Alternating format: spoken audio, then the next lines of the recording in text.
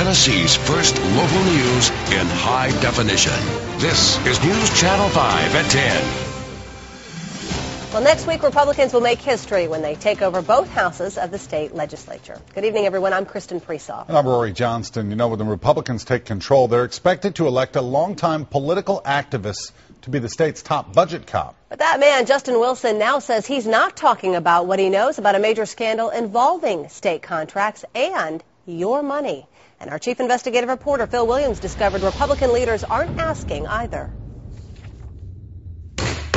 That committee will come to order. When it comes to watching your tax dollars, Mr. Wilson, you may proceed. Former Sunquist administration official Justin Wilson recently told Republican leaders he's the man for the job. I'm applying for the job of money cop.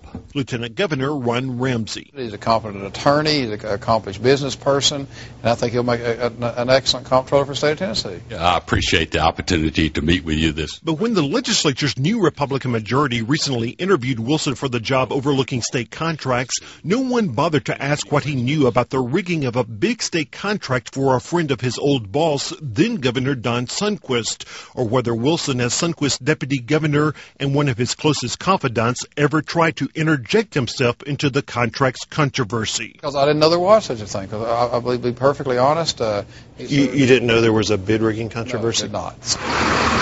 5 years ago, Sunquist appointee Joanna Ediger was sentenced to federal prison for helping to rig a $2 million state contract for the governor's friend, John Stamps. I accept responsibility. Stamps himself later pleaded guilty to fraud charges. Me to raise my hand and put my hand on the Bible. But sources say the friend of the governor steadfastly refused to talk about what Sunquist knew. If there was any connection, what was it? To what extent was he involved? Tax watchdog Ben Cunningham says if Wilson wants to be the state's budget cop, he should tell everything he knows, including whatever he might have learned from the governor himself. But Wilson tells News Channel 5 Investigates, I'm not going to go into any conversations I may have had about this. If somebody is running for a very important oversight type position like this is, and they're unwilling to answer the question, that's a huge red flag.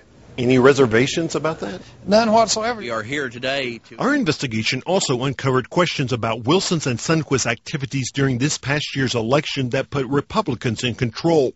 During that time, Wilson operated a political action committee known as Majority Tennessee. He got almost all of his PAC money, $50,000, from Sunquist.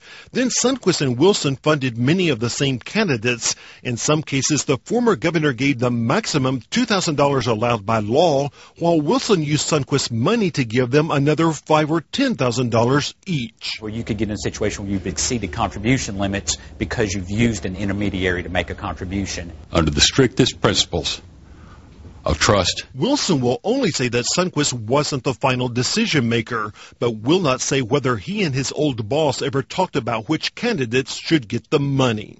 These are extremely important questions. And if the people of Tennessee are going to have confidence in him and the new constitutional officers, they've got to be willing to answer all of these questions. Now, while Justin Wilson is an accomplished Vanderbilt Law School graduate, he also lists a 1995 master's degree from something called Kennedy Western University. That's a company that's been described by congressional auditors as a bogus diploma mill.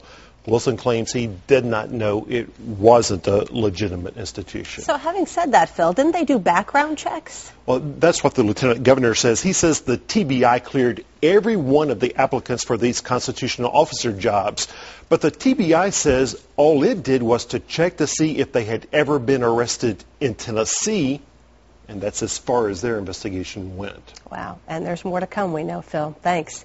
Phil's got more on the controversy on our website. And if you know of something that we should investigate, email us. That address is investigate@newschannel5.com or call 615-244-NEWS.